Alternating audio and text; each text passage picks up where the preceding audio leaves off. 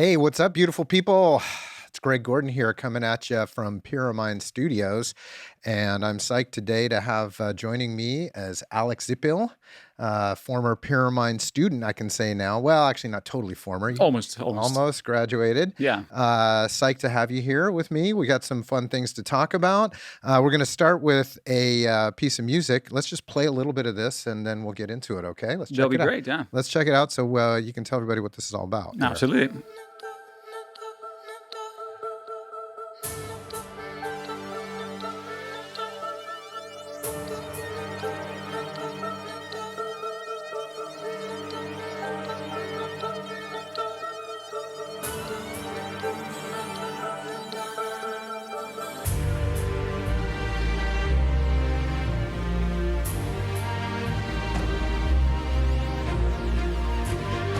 So we're listening to Aris Arises.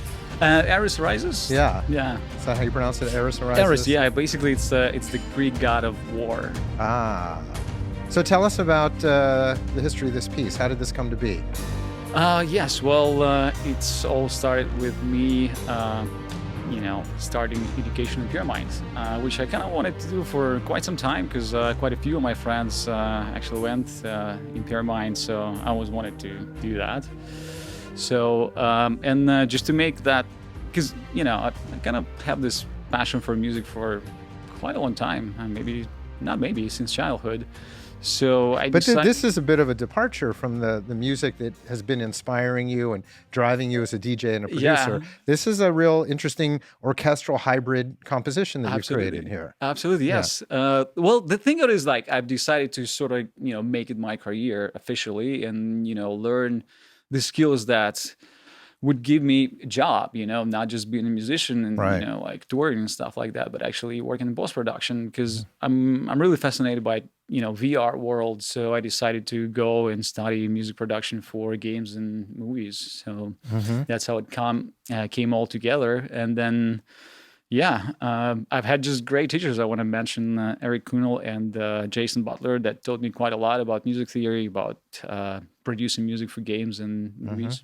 That's great. So this was an inspired piece that I think you started in production arranging. Yes. Uh-huh. So it started with just a project for sort of like a sound effects for a game that basically was like a task for one of the classes. Mm-hmm. And then I just felt like I like that. It's not like I know a lot about orchestral music, Mm-hmm. but I think a lot of people get excited about that, right? Because it's just like so many sounds, so great timbrels. And orchestral music sort of like inspired me on writing that. And that came along together pretty well, I think. Yeah, it came along together great. I had fun working with you on the mix in our mixing and Yes. advanced production class, and then you recently had it mastered going to Michael Romanowski's studios as the Absolutely. final Yeah. touch on it, right? Yeah.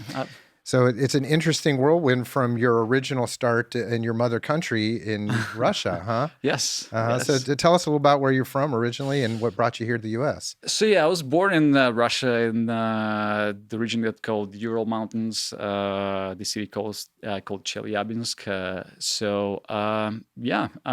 From the childhood, I liked music. I was in a choir, like boys choir, was one of like four soloists. So that alone just kind of like inspired me and drove me to the music. And then essentially it sort of like grew into passion for electronic music when that started to being popular. And then I played some drum and bass. Then essentially this went to like passion for techno, and then it progressed to psytrance. Mm-hmm. I Now, did that happen before you came to the States or after you came to the States? So my introduction to psytrance was actually in US. One of my friends, which was also a musician and a DJ, he sort of gave me like some of that music. He was like, just check it out, see what are you gonna hear and think about that.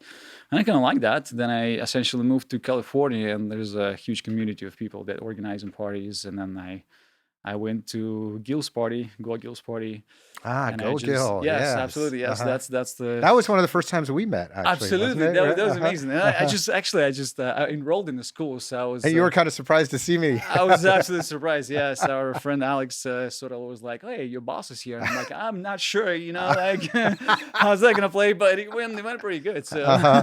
Uh-huh. so yeah, so that's how basically it all came along together. Uh-huh. Yeah. So now you've been DJing actively for quite a while under the name Xipil, Yeah. right? And doing both techno and trance sets. Yes. And it's I think it's evident like in the hybridization of the orchestral composition that you created, there are kind of elements of that infused into your orchestration, right? Yes. I'm super glad to hear that you're saying that because as someone that I'll put it this way, a lot of people that study orchestral music, they know way much more about that. So as much as I want to be there, I think I would take another approach because I want that hybrid sort of be there. I Hmm. want that techno part or electronic music part to be there, and it's not necessarily only orchestral music that I want to create, but sort of Yeah. combination of all of that. Yeah. Plus, I think that's sort of getting really popular now. It's been popular for quite a while. I mean, Yeah, hybridization of orchestral scores in video games has certainly been around for a good bit of time. And some of the most successful composers I've watched yeah, come up and really hit it out of the park, yes, finding their niche in how they hybridize their sound. And I think that's kind of why I'm making a point of this, because I see that's something that you're onto. And I'm glad to hear that. I'm really excited about that for you. Thank you. I think that's a great way to start to make your mark. You may not, land a AAA game out the gate, but as you Holding develop my this, fingers crossed. yeah, but as you develop Yeah. this sound and as you make forays into the gaming industry, I think people will take note of that. Absolutely, yes. That's sort of where I'm going to. Plus, I'm also fascinated by VR world, especially in this situation now. It's sort of like a lot of people started looking towards that. So Uh-huh.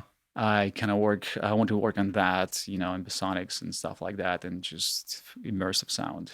Yeah, it's such an exciting frontier right now. I know we had some fun the other day Absolutely. setting up the Oculus here. Yes. And tell us a little bit about that game you were showing me. It's kind of a virtual DAW, right? Yeah, which Uh-huh. is really interesting. So this virtual DAW is made by a gentleman that sort of created kind of like a DAW in VR. So, Hmm. which is cool because I think there are a few people that like different approaches. There are some people that like Reason for the specific way it looks like because you have like sort of like cables that remind you Patch working cables and how exactly. you connect the devices together. Yeah. So that's what's so cool about VR too. You can sort of connect things and at the same time it's DAW. And I think essentially when it's gonna progress into something that when you can sync to people on, let's say, on opposite side of the world, Hmm.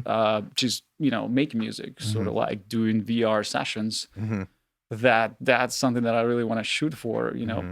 potentially. I think there's already companies that doing like VR concerts and stuff like that, Oh and yeah. especially in reality Sure, VR now. 360, Yeah, yeah, 360 video. But exactly. that's very different than actually creating a collaborative workspace in Yeah, VR yeah, to be able to collaborate and produce actual music with. absolutely. And I was kind of skeptical at first when you showed me this, but it was pretty cool. It's nice. Plus, think about it. Like you can sort of put that environment, like I don't know, at the bottom of the ocean and the top of the Everest. Like which is I think can maybe inspire you for like because inspiration is a huge Sure. thing also. So Hmm. I think that's kind of like a pretty awesome thing to have when you produce music. And I didn't even think about that, right? Because we're yeah, also used to being in our, environments that are some kind of isolated room. exactly, It's generally kind of dark and closed in. exactly. But all of a sudden here that you can change your environment You completely. can put it anywhere. If Uh-huh. you like that dark room, you can also do that too. Of course.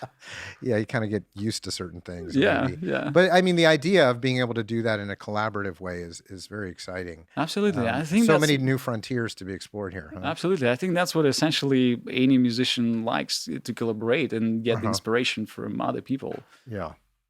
So, where are you going now in terms of? All right, so you obviously you have maybe a class or two left. I think you're going to do an immersive sound class Yes, five that's one. exactly the one Uh that huh. I'm waiting. I'm super excited about. Uh huh. Steve is going to be doing that. It's 5.1. I'm Uh-huh. really excited about that because I really Yeah. want to learn how to, mix in that realm because I think it's also great, job possibilities and also something that uh, kind of like I like a lot.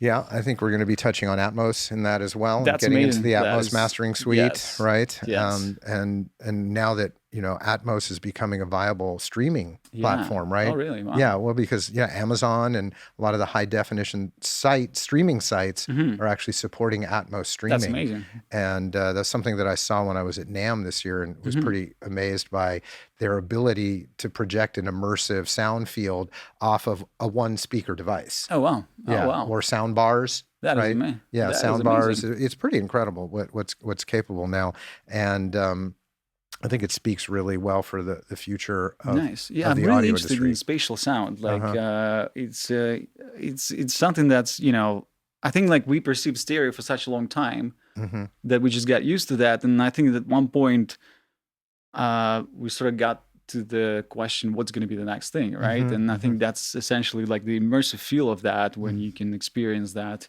like in the real world is sort of the next thing. And like as we actually just recently talked about it, maybe the next thing even Neuralink, we can just upload it to the brain. Right, Elon Musk's Neuralink, huh? Yeah. Well, it's Uh, cool because also like besides just that, because sometimes it sounds freaky. People will be like, I just don't want to like put things in my brain. right. But it's also a good thing because that's only one thing that could actually cure deaf people, right? Because you can Right. just pass the membrane You bypass the actual bypass. Yeah, physical exactly. response and put it directly Send it in the into the brain. brain. Wow. How is it going to affect the brain? That's the question. Yeah. Well, But and how's it gonna? Yeah, how's it gonna affect your entire biology? yeah, You which know. I think is good because like essentially like that's how you perceive the sound anyway. It gets transferred to this brain anyway, and it could be a great thing, right? I think you also exploring the way of healing possibilities of the sound and writing music for that too. Hmm. So I'm kind of excited about that.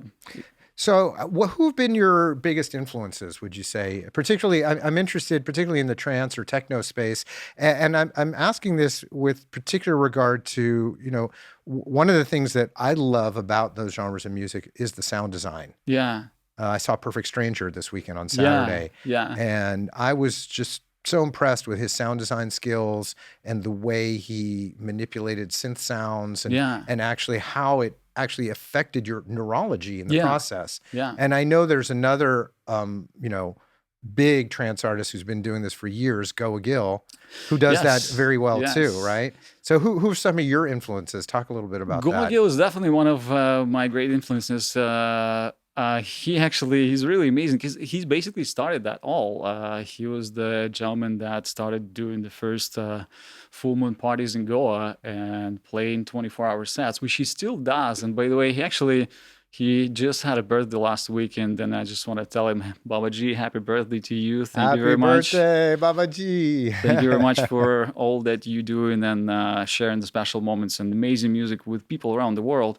And what's happening now, actually, since the streaming services are happening, it really hit me when I saw that. Because, when you actually go to the local parties, you see more or less the same people. But with the stream, you're able to realize how wide is actually the coverage of people because you see people dancing with their kids. So Hmm. essentially, it's like 3, 4 generations of just like raining love on Gil, and he just like reflects it back, and you see like like thousands of people just having fun and just smiling in maybe not so fun days now. Well, yeah, we need some fun right now. For We sure. need some relief. I mean, these are stressful times for so many people, and to be able to share that vibration, that energy, I think is more important than ever, right? Absolutely, yes. Yeah. So who else would you say is inspiring you? I know Go Gill. He's been doing this a long time. So yes, my recent favorite artist. There's a lot of artists from Deviant Force, from German label. I like Sato Reaper a lot. Hmm. I like Chromatech a lot. One of my favorites, our favorite artists, Ouroboros, is amazing musician. He's actually also playing bassoon, I think. and audio syntax. Those are the names that I'm kind of like fascinated about. Tchaikovsky, Hmm. also he's a Russian guy. Uh-huh. Quite a lot of people. I can just talk about that nonstop, Uh-huh. but hopefully I'll have some time to play that in my set, and you would be able to hear that. Yeah, you're going to play a couple sets for us here Yes, I'm later also today, right? yeah, I'm Uh-huh. also planning on actually playing. Well, and for those of you listening right now, we'll actually be splitting these up. So we're going to have the interview portion here as one Awesome. video stream, and then we'll share Zipil sets as well separately. Yeah, I'm also thinking to play my recent collaboration with my friend Prashant. That's a track that we wrote that's coming out on a record label, Samskara Records, which is actually three people, and two of them happen to be ex Pyramind students, Oh, which is all sort of interconnected, it's interlinked, and amazing. all I that. love Yeah, that. I love that. yeah. Who is that? So it's Chris Rohan and Oh also yeah, Aryaman. Both of them yeah. were in the Pyramind. But they're So not here in the States anymore, right? no, They're actually in India, they're yeah. doing great. They came Uh-huh. back in India and producing music, producing events, going full power. That's Um, awesome. Oh, now speaking of events, you're involved with some cool events too, yes, namely Red Marines, right? yes. Tell us about that. Red Marines is basically a group of people in the festival that was happening for, I think now, I don't know, 16, 18 years. Has it been that long? Wow, I didn't Yeah, realize it's been it around that was on long. and off, but it was Uh-huh. basically, yeah, it started with group of people. Basically, there are three brothers. Two of them are twins, and when the Iraq War happened, they were serving in the military, so they had no choice. They basically had to go to the war. And once they came back, it was celebration of them basically coming back, and celebration of life. And basically, they're against any war or anything like that, but they just didn't have any choice. So when they came back, there was a celebration of them coming back alive, and sort of like crossing that off, like their life path, and not coming back to anything like that. So it started as a family gathering, and then it was kind of like growing with every single year. It was a festival that was gathering rock music with electronic music. Now essentially it became a psytrance festival. So yeah, we've been doing that for quite a few years. We did that pretty awesome last year. We're hoping to do that this year, but it's a bit postponed. Yeah, just like all festivals, I've seen Yes. people kind of go through the motions of, okay, rescheduling for later in the year. Okay, rescheduling for next year. Yeah. How about we'll just It's do it awful. online? Well, there you go. Yeah. Yeah, and I think Yeah. that's what's happening Yes, now. exactly. Yeah. And we're seeing this kind of wave that's obviously Twitch is the right place at the right time, or right thing in the right place at the right time.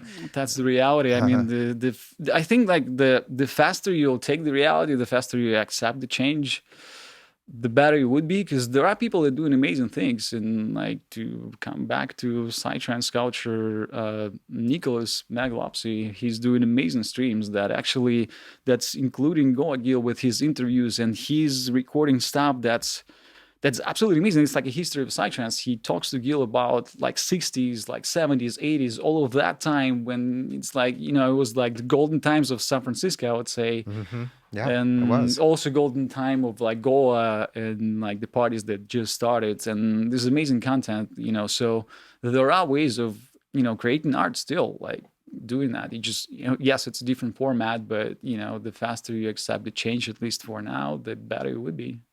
Well, yeah, and you have you're kind of steeped in that history of trance and techno music. You want to talk a little bit about that? Anything you want to kind of that you really connect to? Yeah. Obviously, the golden age of San Francisco is Yeah. something that's very fond, and close to my heart as well. I'm, Yeah. born and raised here and child of the '60s originally, and Yeah. oh, I'm Well, giving away my age now. and mine also. But I mean, I also like techno. I sort of like, that was like one of the first styles that I was born in '80s. That's exactly when techno started Uh-huh. sort of like forming, when there was like the Bill trio that started that, and then it essentially progressed into like acid house and stuff like that. And so I think like house music started getting familiar or fairly famous around the same time. And then techno just I guess the term was originated in Germany, like with the Kraftwerkens and Hmm. Kraftwerken teams like that doing the electronic music, and then essentially the Bill Will trio that I was talking about, the Detroit guys started writing techno, and then it just grew in so many genres, and now I think it's one of the, at least to me, but I think it's one of the most popular electronic styles and genres in Europe. Hmm. Yeah.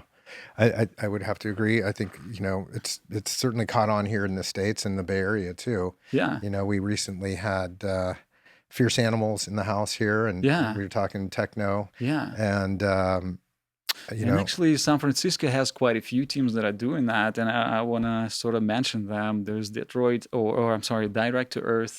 There's Construct, mhm. and there's Robert Hart. All three of these groups of people doing amazing techno, and we're booking artists from Europe, like pretty huge names. And I also want to express a huge gratitude to F8, the club in San Francisco. That actually, Yeah, yes, F8, man, they're yes, really, if you have a chance, go support this club. That's the club that supports underground scene and have been doing amazing underground techno parties, and not only and supporting basically the local scene, the underground scene, not just only the pop music sort of well, we genres. all of us, hope and pray that these clubs survive, Yes, this entire support process. support if you can have a dollar or two, like just give that to a Support the good live cause. streams, Yes, yeah, support their live streams, support their outdoor events. I absolutely. know I've been going to some of the outdoors over at Midway that Yeah. they've been really well attended, Yeah, and they've how been was super it? fun. How was it the last weekend you went to Perfect Stranger, right? I was there last Yeah, Saturday. Yeah, it was fantastic, that's actually. amazing. Yeah, it was a wonderful afternoon, really good vibes, and just fantastic music. Boris opened up for him. I don't know if you Awesome. know Boris Yeah, yeah, from Public yeah, yeah, Works, and yeah. yeah, and I met him for the first time actually, and he told me how he goes back like 20 years. Mm-hmm. He and Mm-hmm. Yuli, I think it is You, Yuli. yeah, Yeah, Yuli of Perfect Stranger yeah, have been doing this together for 20 years since he was throwing parties in the desert in Israel. yeah, So yeah. it's really interesting to see the trajectory of these artists and how so many land here in the Bay Area. Yes. It's something about the Bay Area. I don't know The what. Bay Area is the heart, It's Yeah. like in '60s there was like such an awesome like revolution in consciousness in music that just happened, and I think that just you know burst into a lot of art growing out of that. Hmm. It's kind of changing now, but again, like the only one thing is permanent is the change. Is the So, change? Yeah, I that's guess it's true. never going to be the same. But I think that's what kind of like that's what roots, or like that's where the roots are coming from. Yeah, I think it's rooted, and you said it, in that consciousness, Yeah. that awakening Yes, that was that the so many first people have attempt. experienced Yeah, here. Yeah. exactly. And there was the first attempt to kind of like to sort of like take a different approach to how you see the life and the consciousness and everything around you. Yeah. So, cool. I think what I'm going to do here. I'm going to just play this track again a little bit as we close out our Absolutely. interview Yeah. portion, and let you get ready to set up to do your sets over here. We've got some really cool videos. Oh, maybe you want to mention a little bit about Yes. some of the video wall imagery that you brought in to share with us for these sets. Yeah, let's do Yes. that before we close out. Definitely. I would like to mention VJ Alchemist. He's an amazing visual artist, filmmaker that's based in India, in Goa. He's doing a lot of rendering and visuals for streams. He was kind enough to provide a lot of his animation for my set today. He's also releasing a movie that's called A Universal Religion, that's coming out on I think it was featured in Japanese movie festival. Oh, okay. So yes, please check him out, VJ Alchemist. You can find his Facebook page, and hopefully you'll see the videos they'll be projecting on the wall. Which Yeah, I've got them lined up. They're some incredible stuff. His animations are phenomenal. yes, Yeah. yes, he's a great artist. He does absolutely hard work, and he does quite a lot of that. And Yeah, he and I are scheduled to speak next week. Actually, we're going to get together and talk to amazing, look at some potential collaborations. amazing. So I'm very excited about that, and also grateful for you introducing me Oh, to my him. pleasure, my Yeah. pleasure. So all right, let's just check out this cool track again. This is Ares Arises, Yes. right? And then we'll kind of fade this out and let you get set up for your set here. All right. Sounds like a plan. All right. Cool.